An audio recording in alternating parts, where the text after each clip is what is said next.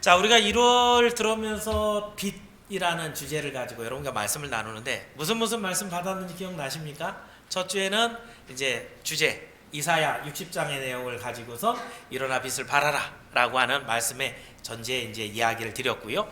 그 일어나 빛을 발하는 모습으로 처음부터 원래는 이제 전제를 하고 나서 이렇게 몇 가지 예를 나중에 하는데 이번 달에는 첫 번에 아예 야곱을 예로 들었죠. 그죠? 그래서 빛이 꺼져가던 야곱이 어떻게 하나님의 빛을 다시 비추게 되었는가 이런 모습을 보았고, 지난 시간에는 다시 한번 그 빛에 대해서 조명하면서 이번 달이 5주가 있거든요. 그러니까 여유가 있어서 성소에 있는 빛, 성소 안에 있는 유일한 빛, 바로 등잔에 있는 빛이었죠. 이 빛이 그 성소를 다 비추는 것처럼 그 빛의 핵심, 원래 본질 누구냐면 예수님.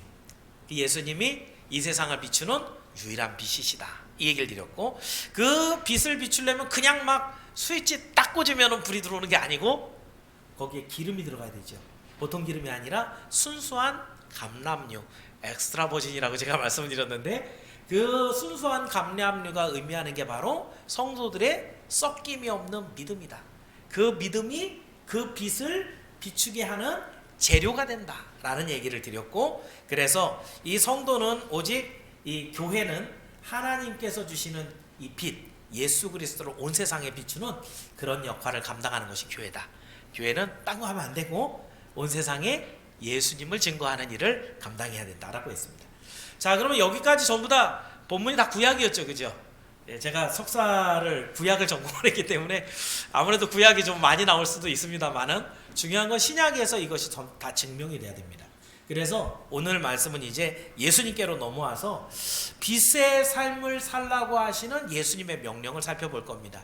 여러분이 오늘 본문은 이제 산상수훈이라고 하는 아주 유명한 예수님의 이 강론하시는 그런 대목인데, 그 중에서도 이 14절부터 16절까지에서는 뭐라고 하냐면 너희는 세상의 빛이라. 다시요. 너희는 세상의 빛이라.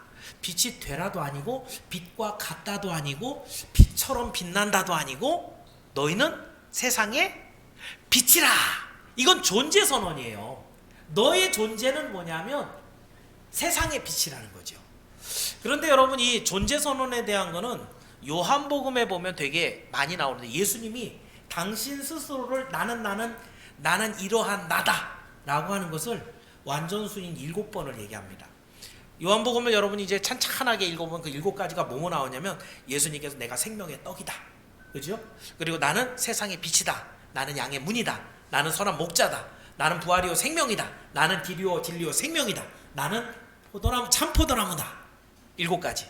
요 7가지 중에 두 번째가 뭐였냐면 나는 세상의 빛이다, 나는 세상의 빛인 나이다. 이게 원어라 그랬죠, 그죠? 나는 나다 라고 하기에는 나는 여호와 스스로 있는 자다 라고 하는 그 개념을 담아서 나는 스스로 있는 난데 그 나는 세상의 빛인 나이다, 이런 의미예요. 그러면 여러분 예수님 믿는 사람이니까 결국 여러분의 결말이 어떻게 돼야 되냐면 예수님의 제자가 돼야 돼요, 그죠? 예수님의 제자가 되면 예수님이 세상의 빛이니까 여러분도 뭐가 돼야 되는 거예요? 세상의 빛이 돼야 되는 거예요. 그러면 요한복음하고 마태복음은 다른 얘기를 하는 게 아니라 다 예수님이 하신 말씀인데, 예수님의 말씀의 주장은 한결같은 거죠. 당신이 세상의 빛이기 때문에, 존재란 얘기예요. 빛의 선언이기 때문에 너희도 뭐다? 나를 닮아서 나와 똑같은 세상의 빛이 된다라고 하는 존재선인지를 믿기를 바랍니다. 그래서 여러분 오늘 이제 요한복음 8장 12절에서도 나는 세상의 빛이라고 했기 때문에 그 빛을 잘 따라간 여러분도 세상의 빛이 되는 겁니다. 그래서 과연 지금 어때요? 여러분에게 빛이 좀 나는 것 같아요? 어때요? 그런 반짝반짝하는 그런 빛은 아닌데, 분명히 예수님께서 빛이 되라고 하셨는데 과연 우리가 어떻게 사는 것을 예수님께서 빛난다, 빛이다 라고 하시는지 오늘 말씀을 살펴보고 주의 명령대로 온 세상에 진리의 빛을 비춰서 많은 사람들을 선한 행실로 생명 가운데 돌아오게 하는 여러분이 모두 되기를 예수님의 이름으로 축원합니다. 그래서 오늘 드리는 말씀 제목을 너희는 세상의 빛이라, 그래서 3가지 정도 살펴봅니다. 첫 번째는요, 성도는 온 세상을 비추는 생명의 빛입니다. 이 빛의 원래 갖고 있는 의미는 생명의 빛이라는 것이에요. 자, 본문 14절부터 우리가 읽었는데 13절에 보니까 13절, 14절은 딱 대꾸를 이루어요. 13절에서는 너희는 뭐라 그래요? 세상의 소금이다. 14절에는 너희는 세상의 빛이다. 그러니까 이 대꾸가 너희는 똑같이 해서 소금이고 빛이고 이런 얘기예요. 소금은 미각적인 이미지죠. 짠. 그죠? 빛은 시각적인 이미지죠. 환한. 그런데 여기서 이제 빛에 대해서 이런 걸 나눌 건데요. 성경에서 빛이라고 하면 구약엔 히브리어로, 신약에서는 헬라어로 기록이 됐어요. 그런데 히브리어에서는 빛은 오르라는 단어예요. 그러니까 우리 찬양팀이 마오르 찬양팀 있죠. 마는 여기에 이제 관사와 같은 거, 이런 뜻이고, 그 빛, 그러니까 어떻게 보면 빛 중에서도 진짜 하나님이 비춰주신 영광의 빛, 이런 의미가 마오르 이런 뜻이고, 빛 그러면 원래 단어 오르예요. 그리고 신약 성경에서 빛은 포스라는 단어예요. 스타워즈에 보면 뭐 제다이 기사들이 뭐 포스를 따라서 그런 거 별로 안 좋아하시는군요. 예. 자, 그 포스라는 단어가 사실은 헬라어 빛이라는 단어예요. 그러니까 이 빛을 따라서 이렇게 표현할 때마다 성경 원어에선 누구를 얘기하느냐면 그 빛은 하나님을 얘기합니다. 자, 하나님이 빛이다. 어떤 의미에서 하나님이 빛인가요? 자, 여기에서 여러분 제가 전에도 그런 얘기를 한 적이 있는데, 과학 교과서에 아이들 배우는 것을 보면 모든 에너지의 근원은 뭐라 그래요? 우리 SFC 운동원들, SFC 아직 아닌데 저 친구들은 SFC 하나도 없네. 오늘 전멸해요? 어디? 여기 세이가 있네. 고3들인데 이거 못 맞추면 안 되는데. 모든 에너지의 근원이 뭐야? 태양이에요. 빛 에너지예요. 빛 에너지에서부터 이것이 이제 열 에너지, 운동 에너지 이런 것으로 바뀌어서 이 세상에 존재하는 모든 에너지의 근원은 태양 에너지라고 그래요. 이런 에너지 측면에서 봤을 때 빛은 생명의 근원이죠. 그런데 여기 성경에서는 이것보다 더 아주 놀라운 의미를 갖고 있어요. 여러분 지금 보지요? 눈으로 이런 게 보이지요? 이게 왜 보이냐면 여러분 눈이 좋아서가 아니라 빛이 있어서입니다.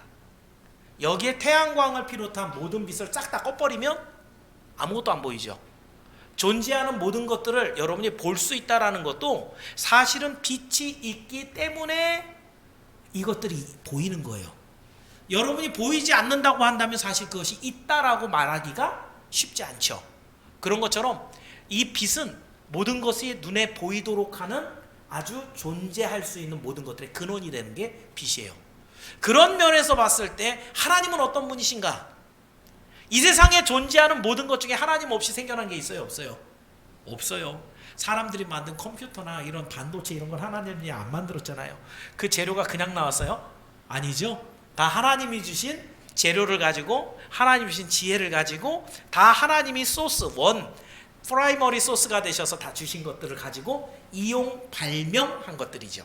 그렇다고 한다면 이 세상 모든 존재하는 것들의 제1원인자, 그분은 바로 하나님이시라는 거예요. 다시, 빛이 모든 것을 보이게 하는 원인이 된다고 한다면 하나님은 이 세상 모든 존재하는 것을 지금 이 상태로 있게 하신 제1원인자가 되신 분이 하나님이시다.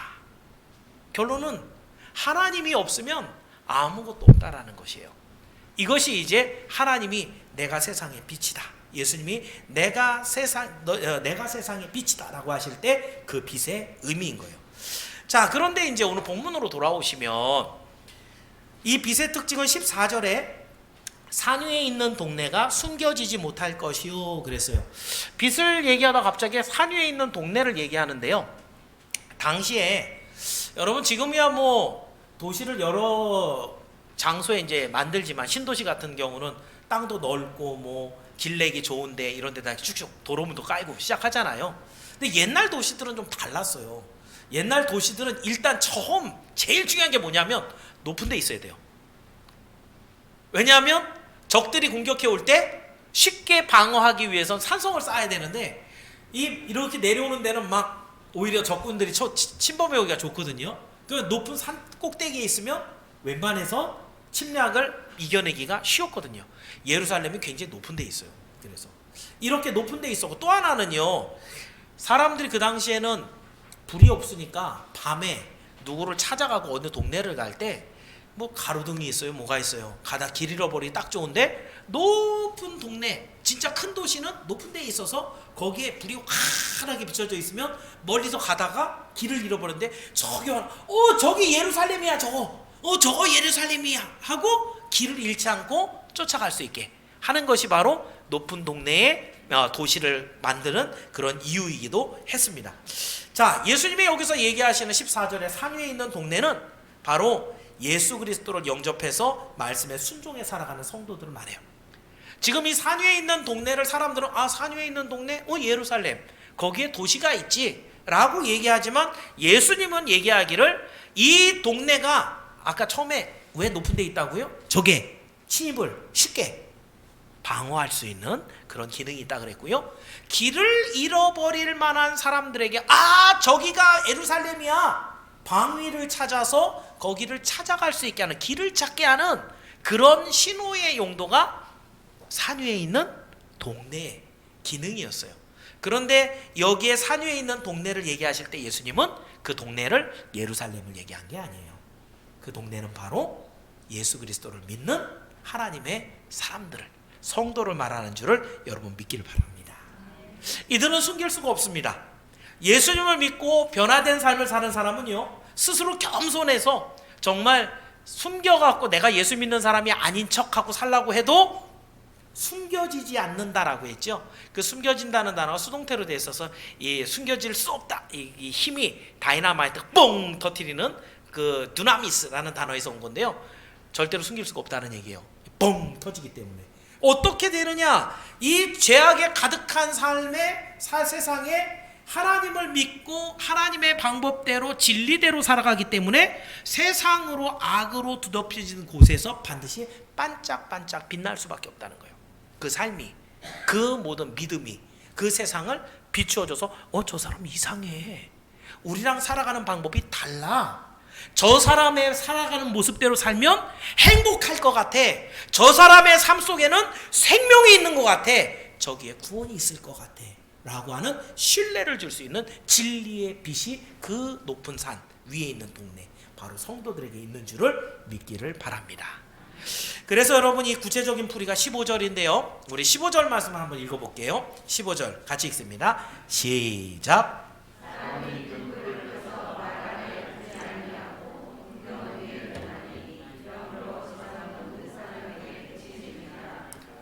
저는 가끔 엉뚱한 상상을 많이 해서요, 만약에 타임머신이 있어서 과거에 가서 장사를 한다고 한다면 여기서는 싸게 사서 과거에 가서 비싸게 팔 수 있는 그런 제품이 뭐가 있을까? 대표적인 뭐가 있냐면요, 라이터예요. 그렇죠. 과거에 있는 사람들은 이 불 한번 붙이려고 어마어마한 애를 썼었어요. 그런데 손가락만 까딱하면 착 나오는 이 불을 보고, 글쎄요, 소 한 마리하고 바꾸지 않을까요? 제 생각에, 그죠? 타임머신이라는 게 있을 수 없지만 이런 생각을 해봅니다. 왜 제가 얘기를 꺼냈냐면, 고대 이스라엘의 가옥 구조가, 우린 지금 불을 이렇게 가운데 박아 놓잖아요. 근데 집안을 다 밝히려면 우리처럼 이렇게 밝혀갖고 가운데 이렇게 뭐 샹데리아 같이 그렇게 하는 것들은 아주 근래에 만들어진 전등의 모습이에요. 그러면 어떻게 불을 밝혔겠어요? 어떻게 했냐면요, 벽에다가 이렇게 튀어나오게, 살짝 튀어나오게 만들고요, 그 위에다 흙으로 만든 등잔을 올려놨었어요. 그러면 그걸 이제 등경이라고 표현하는 거예요, 오늘 본문에 있는. 그럼 거기다 올려놓는 등잔이 우리 지금 저 벽등처럼 저 벽에서부터 이렇게 빛을 비춰주는 거거든요. 그런데 만약에 어딜 갈 일이 있어요, 그건 다 기름으로 떼요. 어딜 갈 일이 있으면은 혼자 타잖아요, 그죠? 그러면 어떻게 해요? 꺼내갖고 그 기름을 좀 덜 달게 하고 다 끄면 또 킬 일이 문제죠, 그죠? 그러니까 그 중에 하나는 안 끄고 촛불 같은 거 하나를 내려놓는데, 그거를 바구니 같은 걸로 덮어놔요. 그 바구니는 한 9kg 정도, 여기에 말이라고 표현되어 있는 단어인데, 한 마리 몇 킬로예요? 8kg죠, 그죠? 예, 우리가 이 말이라고 표현한 건 그 바구니 용량이 8kg, 9kg 정도 된다라는 걸 의미하는 거예요. 그래서 그거를 가운데 놓고 바구니니까 구멍 송송 뚫렸잖아요. 덮어놔도 불 안 꺼지죠. 그죠? 근데 혹시 그 안에 뭐 뱀도 들어올 수 있고 동물들도 들어올 수 있는데 그놈들이 건드려 갖고 꺼뜨리면 안 되니까 이 말로 덮어놓고 나간다는 거예요.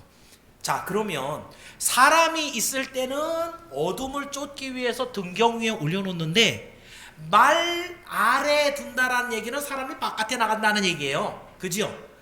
그래서 여기 오늘 본문에 있는 내용을 당시의 현실에 맞춰서 얘기하면 불은 사람이 집에 없으면 모르지만 말 아래 두는 게 아니고 이 불은 반드시 등경 위에 올려놔서 온 집을 비추어 밝게 비추는 것, 이것이 등불의 기능이라는 것이죠. 다시 말하면 성도는 이 세상에 흑암으로 덮여있는 이 세상에 진리의 빛을 비추는 것이 하나님께서 우리를 세우신 목적 중에 하나인 거예요. 이 세상에 사람이 하나도 없으면 모를까?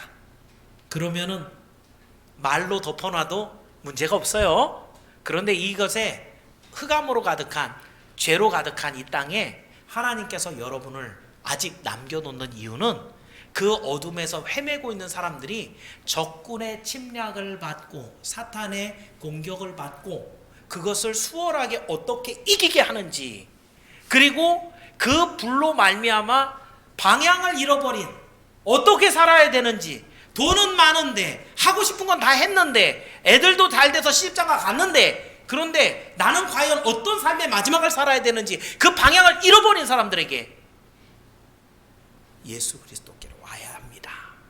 이 빛을 비춰주는 이 일을 위해 성도들에게 생명의 빛, 진리의 빛을 비추게 하심인 줄을 믿기를 바랍니다. 그렇습니다, 여러분. 요즘 뭐 점점 더 그렇지요. 교회를 다닌다라고 하는 사람인데 세상에서는 성도인지 아닌지 구별이 잘 안 되는 이런 사람들이 점점 많아지고 있어요. 그런데 오늘 본문을 배경으로 해서 생각해 본다면 그건 가능한 일이에요? 불가능한 일이에요?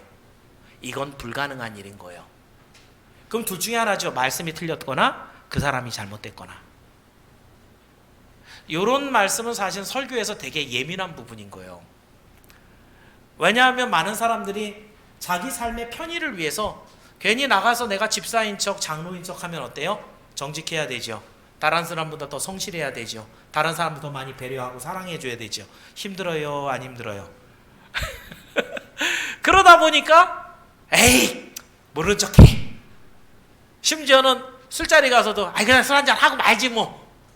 자기가 성도인지 아닌지, 복음의 불을 들고 있는지 안 들고 있는지 그것을 티를 안 내는 삶을 살아가면서 편안함을, 용이함을 누리고 있어요. 그런데 그것은 성경의 말씀대로 본다면 잘못된 거예요. 그 삶은 바른 신앙의 삶이 아닌 거예요. 왜요? 오늘 본문이 얘기하고 있거든요. 너희는 세상의 빛이라. 그 빛은 집에서도 비춰지고 직장에서도 여러분이 가는 모든 곳에서 어둠을 내쫓아버리고 사단의 공격을 막아내고 그 방향을 정확하게 예수 그리스도께로 인도하는 바로 그 빛이란 말이에요. 그래서 여러분은 여러분이 드러내려고 주장하지 않아도 하나님께서 성경 중심, 말씀 중심의 삶을 살아가는 사람은 반드시 빛이 되게 하는 것을 믿기를 바랍니다. 그래서 여러분 최고의 칭찬이 어떤 거냐면요, 혹시 교회 다니세요? 라고 물어보면 오늘 큰 칭찬 받은 줄 아세요. 알겠죠? 그 사람은 어떤 거예요? 말하는 거 들어보면, 행동하는 걸 보면 저 사람은 예수쟁이인 것 같다. 사람이 안 거죠. 그죠? 이렇게 누군가가 내가 교회 얘기를 안 하고 예수님을 얘기 안 했는데도 내가 보통 하는 그런 행동을 했는데 이 사람 보고 혹시 교회 다니세요? 이렇게 하면 내가 빛을 잘 비췄구나 이렇게 생각하고 하나님께 감사하는 그런 빛된 삶을 살아가는 여러분이 모두 되기를 주의 이름으로 축원합니다. 자, 두 번째로, 그럼 성도는 어떻게 해야 그 빛을 비추느냐? 오늘 말씀 이렇게 얘기합니다. 성도의 빛된 증거는 선한 행실이다 라고 얘기합니다. 자, 이 예수님을 믿는 진리의 빛을 어떤 방식으로 비추느냐? 그게 16절 말씀인데요. 자, 16절을 우리 함께 한번 읽어봅니다. 16절 시작.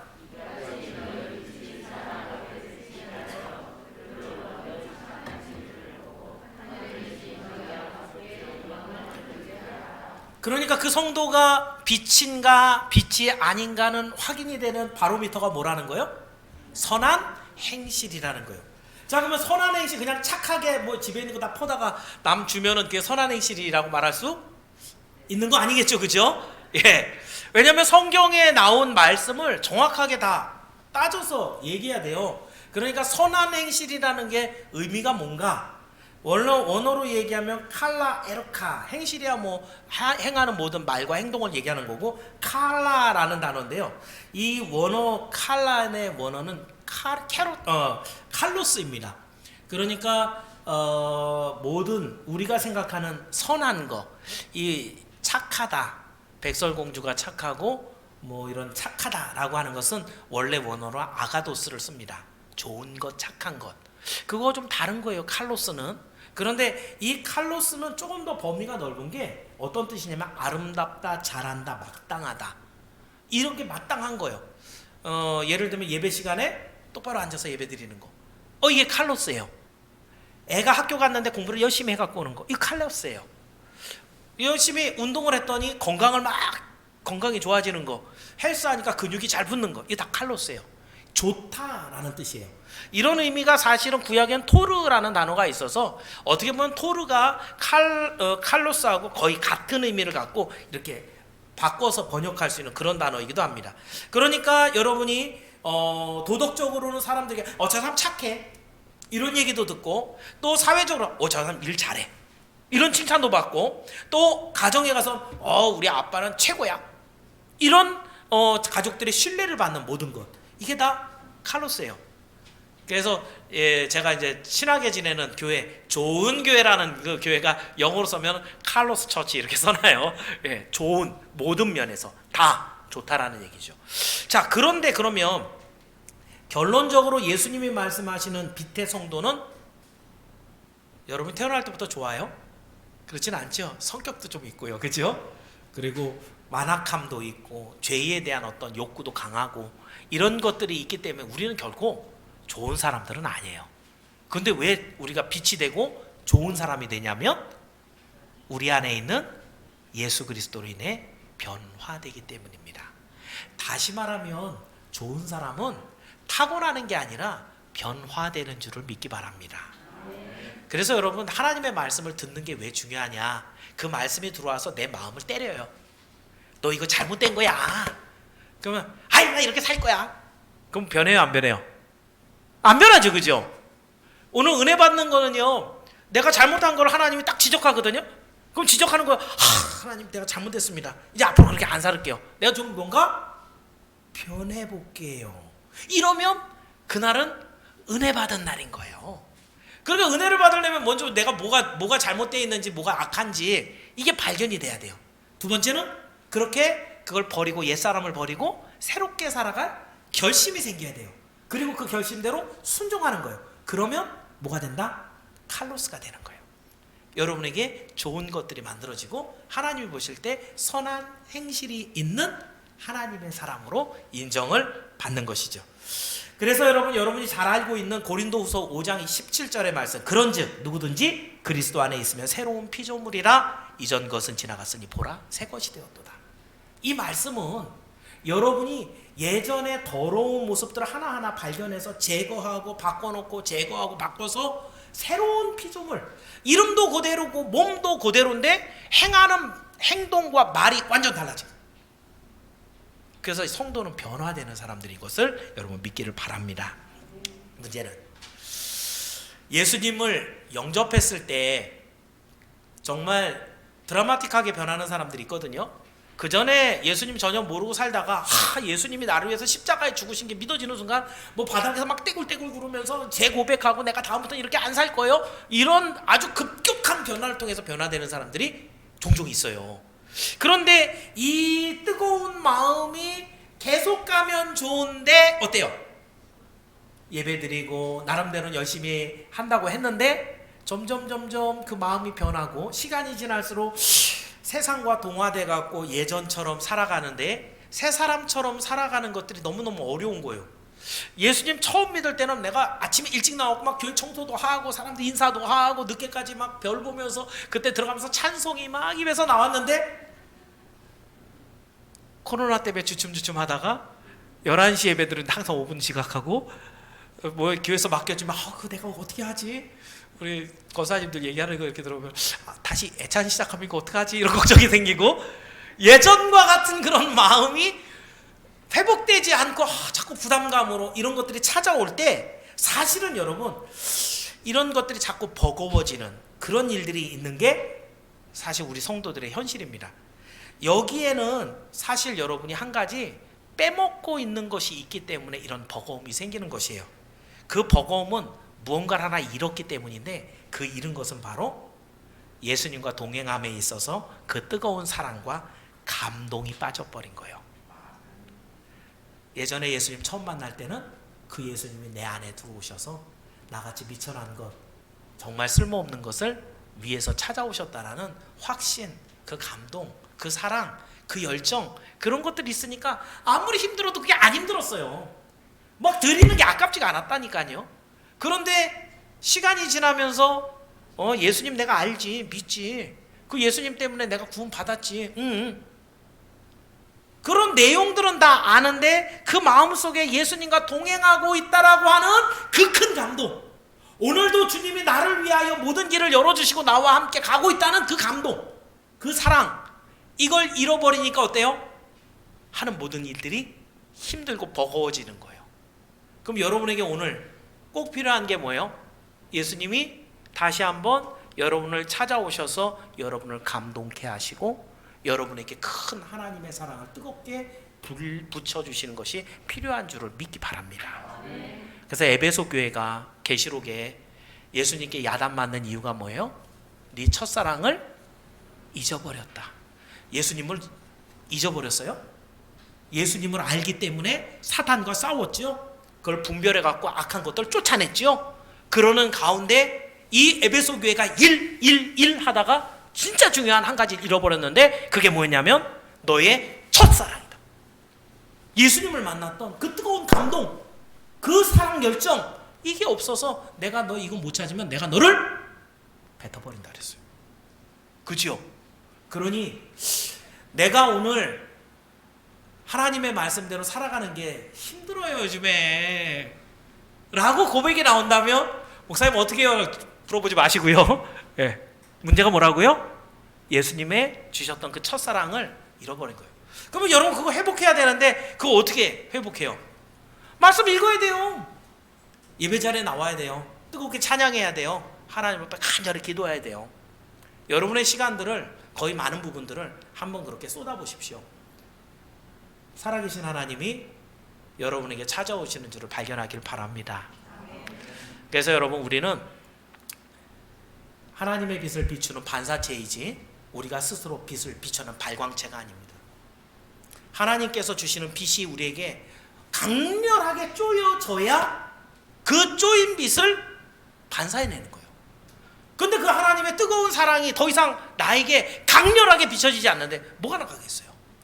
비춰지는 빛이 희미하게 빛인지 어두움인지 분간이 안 되는 그런 아주 적은 빛만 반짝반짝 비춰줄 수 있는 것이죠. 그렇다고 한다면 여러분 우리는 더욱더욱 하나님의 말씀을 읽고 주님께 이 도움을 요청하는 기도를 드려야 됩니다. 특히 좋은 방법 중에 하나는 하나님의 사람과 교제를 많이 하세요. 그 사람이 어떻게 기도하는지, 그 사람이 어떤 은혜를 누리는지, 저 사람의 말이 왜 저렇게 예쁜지 그걸 보면서 나는 이게 틀렸구나 이걸 발견해야 돼요. 그리고 그 하나님의 주시는 은혜를 사모하면서 나를 하나씩 바꿔가는 거예요. 그래서 우리 선교팀의 교제가 그래서 정말 중요해요. 하나님의 사람으로 다시 한번 회복시키는 일에 우리 선교팀이 정말 중요한 일들을 감당하고 있는 거거든요. 그러므로 여러분 오늘도 예수님과 함께 그분의 빛이 여러분에게 가득해서 정말 여러분이 하는 모든 말과 행동에 선한 행실, 좋은 것, 아주 귀한 것 이런 것들이 막 담겨져서 여러분이 비치는 모든 곳에 하나님의 생명의 빛이 비춰지기를 주의 이름으로 축원합니다. 마지막으로 그러면 우리가 이렇게 진리를 빛을 비추고 착한 행실로 사람들에게 빛을 비추게 되면 그 결과는 무엇인가? 바로 하나님의 영광이죠. 자, 16절 하반절에 보니까 이렇게 돼 있어요. 하늘에 계신 너희 아버지께 영광을 돌리게 하라. 자, 이 영광을 돌리는 주체는 빚을 받은 사람이에요. 지금 자 보세요. 내가 하나님으로부터 빚을 받아서 선한 행동으로 빚을 빚었어요. 그럼 빚었을 때 이 빚을 받은 사람, 이 사람이 이건 하나님의 영광의 빛이로구나, 하나님께서 주시는 그 은혜의 빛이로구나, 내가 비춰줬는데, 그죠? 하고 이 사람이 하나님께 이건 하나님이 합니다 라고 영광을 올려드리는 거, 이게 영광을 돌리게 하는 모습이에요. 그러니까 여기서 우리가 한 가지 살펴보면 예수님께서 하늘에 계신 너희 아버지께 라고 언급하고 있다는 거예요.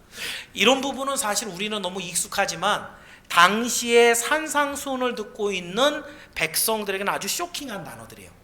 하나님을 지금 뭐라고 불러요? 아버지, 원어 파테르입니다. 그러니까 이 아버지, 우리말로 그냥 아버지 이런 뜻이에요. 우리 예수님은 심지어는 하나님을 아빠라고 부르라고 그랬죠. 아바라는 단어가 헬라어예요. 우리말로는 아빠 그죠? 우리가 요즘 단어가 자꾸 경음화되고 있어서 아나운서들이 뭐 효과 이러라고 효과 이렇게 얘기하잖아요. 그죠? 사람들이 살면서 자꾸 이제 경음화되는, 강조하다 보니까 그렇게 되는데, 모르겠어요. 우리 옛날 말도 아빠가 아니라 아바였는지. 헬라어 원래 원어 아빠같이 아버지를 더 친근하게 부를 때 원어는 아바예요. 그런데 그 아바의 조금 더 점잖은 표현 아버지라고 하는 게 파테르예요. 그러니까 지금 예수님은 여기에서 하나님을 뭐라고 했냐면 파테르라고 얘기하는 거예요. 다시 한번, 지금 여러분에게 하나님께서 빛을 비춰라 라고 하는 명령을 주시는데, 그 명령은 임금이 신하에게 너희가 해, 주종관계에서 주는 아주 강력한 그런 명령으로서 주는 게 아니라 아버지가 자녀에게 이걸 해갖고 내가 받을, 하나님이 받으실 영광과 이 빛을 비추는 이 아들이 얼마나 사람들 가운데 칭찬을 듣고 선한 행실로서 인정을 받는 변화된 삶으로서 존경받는 사람이 될 그 미래까지 다 알고 계시는 아버지가 사랑을 담아 친밀하게 네가 세상에 빛을 비춰라 라고 하는 권고인 거예요. 그러니까 이 파텔이라는 단어 안에 예수님이 담고 있는 것은 하나님이 너 이거 안 하면 죽인대 라고 하는 그런 의미가 아니라, 하나님께서 우리로 하여금 진정으로 자발적으로 아버지의 그 사랑을 가지고 친밀하게 감사함으로 즐겁게 감당할 수 있는 순종의 마음을 갖도록 파테르이신 아버지의 이름으로 하늘 아버지께 영광을 돌리게 하라 라고 말씀하고 있는 것을 깨닫기를 바랍니다. 그래서 여러분, 연초에 이제 재직들을 임명을 하고 또 각각의 직분들을 나눠주면 많은 분들이 이렇게 막 눌리죠. 나 이거 할 줄도 모르는데 이거 시켜놔갖고 나 이거 어떡하면 좋아. 그런데 그런 것들을 이제 항상 우리는 그런 거에 익숙하잖아요. 위에서 시키면 시키는 대로 해. 이런 것에 익숙한데 사실은 교회에서 받는 모든 직분들은 그런 걸 의미하는 게 아니에요. 사실 아버지 하나님께서 이 모든 일들을 통해서 당신이 영광을 받으시고 많은 사람들로 인해서 하늘에 계신 아버지께 영광을 돌리게 하는, 우리도 알잖아요. 저 사람 이거 처음 하는 거. 우리는 알잖아요. 이 사람 이런 거 잘 못할 만한 거. 그런데 시간이 가면서 하나님 주시는 능력, 은혜, 그래서 그것을 이루어내서 하나님 앞에 야, 저 사람 저거 했어. 우와, 역시 하나님이 주시는 그 능력은 위대해. 뭐예요? 하늘에 계신 아버지께 영광을 돌리게 하라. 이게 바로 하나님께서 원하시는 순종의 모습, 자발적으로 행하는 일들에 하나님이 원하시는 기대예요. 그렇다고 한다면 여러분, 최종적인 하나님의 목적, 영광입니다. 영광이라는 단어, 독사라는 단어고요, 하나님의 위엄과 권위를 나타내는 말입니다. 하나님이 이 세상을 왜 창조하셨을까요? 당신의 영광을 위해서. 제가 우리 주일학교 SFC나 청년들한테 그런 얘기를 아주 쉽게 풀어서, 영광이라는 건 하나님이 하나님 되심을 드러내는 게 영광이라 그래요. 이건 하나님 말고 못하는 거라는 거죠. 우리가 감당할 수 없는, 하나님만이 하실 수 있는 일이 이 영광의 의미예요. 그러니까 이 세상을 창조하셨다. 누가 할 수 있어요? 하나님만 할 수 있는 거예요. 이 창조 왜 하셨느냐? 하나님이 당신 영광 받으시고 하나님이 하셨다는 거죠. 그죠?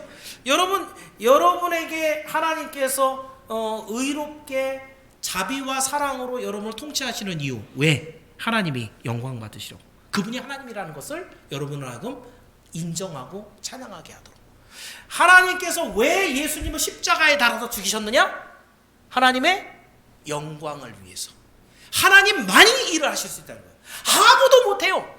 하나님만이 하나님 되심을 증명하시는 그 사랑의 높으신 능력이 많으신 그 하나님을 증명하는 방법이 예수님은 십자가에 다니신 얘기예요. 하나님의 영광을 위해서. 오늘 여러분이 태어났어요. 여러분이 이 세상을 살고 있어요. 여러분이 이제 빛으로 살아가게 하나님이 인도하세요. 무엇을 위해서? 하나님의 영광을 위해서. 여러분의 변화된 모든 작은 모습에서부터 어마어마한 열매에 이르기까지 다 여러분이 행한 모든 일들은 하나님의 영광을 위해서 준비된 일들이에요. 바울이 그러잖아요. 먹든지 마시든지 무엇을 하든지 어떻게 하라고요? 하나님의 영광을 위해서 하라. 이것은 어마어마한 얘기들인 거예요. 세상에 예수님을 알지 못하는 사람은 아무리 돈을 많이 벌어도 하나님께 영광 돌릴 수 없어요. 그 안에 예수 그리스도가 없는데 그 사람이 한 모든 일이 하나님과 어떻게 연결이 돼요? 아무것도 없단 말이에요.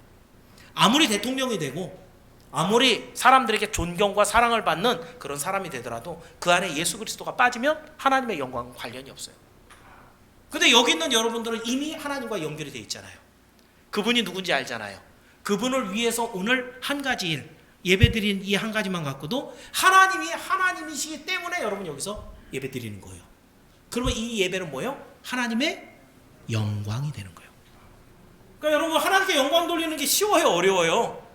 어려운 일이 아닌 거예요. 여러분 중심에 하나님을 딱 가슴에 품고 이 모든 일을 통해서 하나님이 하나님 되신 걸 드러내려고 한다면 여러분이 하는 모든 일들은 뭐예요? 하나님의 영광인 거예요. 그래서 여기 있는 말씀의 마지막 내용이 하늘에 계신 너희 아버지께 영광을 돌리게 하라. 이건 어마어마한 일들을 감당해서 영광이 아니고 내 선한 이 모든 일들을 받은 그 사람이 당신 예수님 믿더니 그렇게 된 거군요. 당신의 그렇게 변화시키는 그 하나님은 대단한 하나님입니다 라고 하는 그런 이야기 하나가 하나님 앞에 영광이 되게 하는 것이죠. 그러므로 여러분 결론적으로 여기에 한 가지 가장 중요한 것은 사람 안에는 하나님이 주신 자기 의지라는 게 있습니다. 여기에 지금 설교를 듣고 있지만은 혹시 졸리신 분 안 계신가요? 졸릴 때 자는 건 내 의지잖아요. 그죠?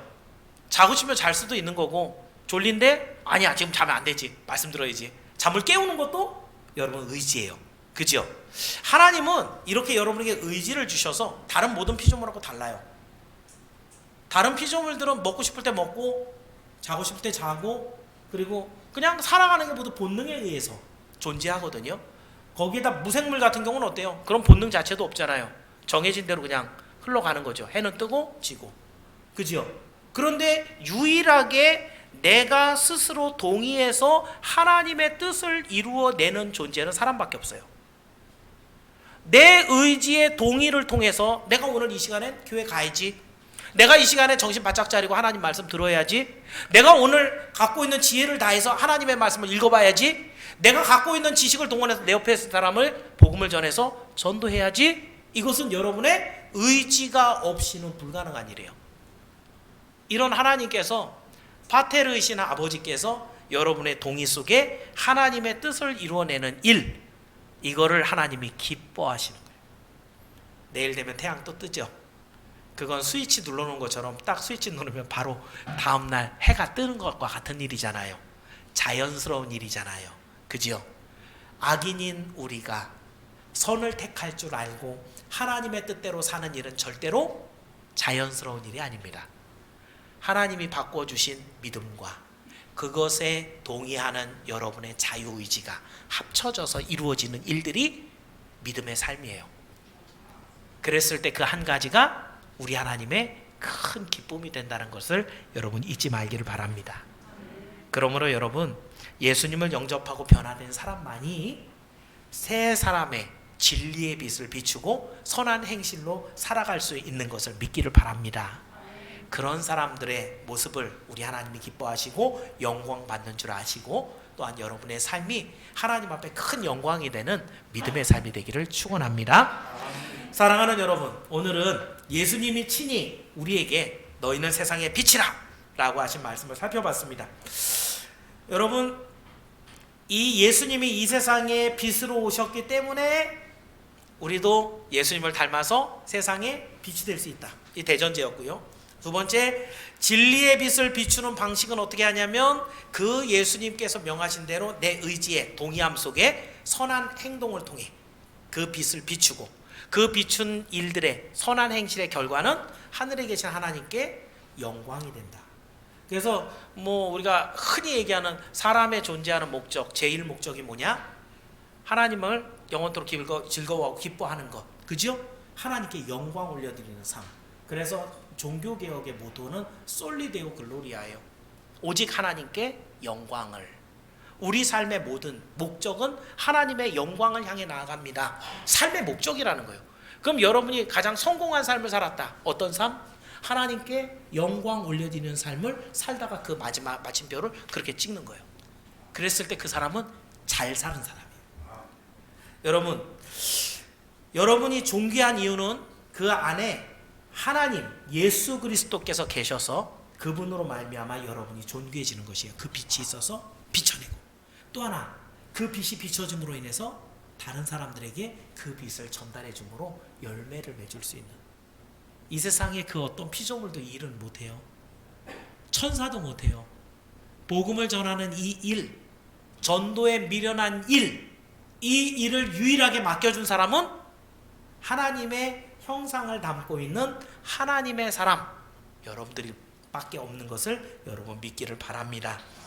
그래서 오늘 생명의 빛으로 오셔서 우리에게 세상에 너희는 빛이다 라고 하시는 그 주님의 명령, 우리 안에 예수 그리스도의 그 생명을 가득 담고 세상에 환하게 비출 때 선하고 아름다운 하나님의 뜻대로 비추어서 하늘에 계신 하나님을 영광 올려드리는 이 많은 사람으로 인해서 하나님 앞에 더 큰 기쁨을 드리는 여러분이 될 것을 결단하시고 그런 빛으로 살아가기를 주의 이름으로 축원합니다. 기도하겠습니다. 은혜로우신 아버지 하나님, 감사합니다. 죄와 사망으로 어둠만이 가득한 이 땅에 우리를 생명의 빛으로 비춰주시며 죽은 우리를 살려 우리 또한 빛이 되게 하심을 감사합니다. 혹시 우리는 그 빛이었는데 하나님 앞에 받은 그 은혜가 오래 지나면서 그 빛을 잃어버리고 정말 아무런 삶의 목적 없이 헤매고 있는 그런 시간들을 살고 있지는 않았는지 우리 자신을 돌아봅니다. 다시 한번 우리 마음속에 예수님을 만났던 그 첫사랑의 기억들을 되새기면서 예수님의 사랑의 그 뜨거움을 회복해 하여 주옵소서. 우리에게 주시는 하나님의 이 귀한 명령이 짐이 되지 않게 하여 주시옵시고, 주를 사랑하며 그 선한 행실을 즐거워하며 하나님의 우리에 있는 모든 곳에서, 가정에서, 직장에서, 모든 사회의 구석구석에서 예수 그리스도의 그 복음의 빛을 잘 비춰내므로 우리는 그저 드러내려고 하지 않았는데 우리 주변에 있는 사람들이 이것을 먼저 깨닫고 하나님께 영광을 올려드리는 이 멋진 일들이 우리 삶 속에 계속되기를 간절히 원합니다. 우리에게 지혜를 주시고 믿음을 더하여 주시고 삶에 필요한 모든 것들을 채워주셔서 이러한 빛의 삶을 살아갈 때 조금도 부족함이 없도록 우리를 주장하여 주옵소서. 감사드리며 예수님의 이름으로 기도했습니다.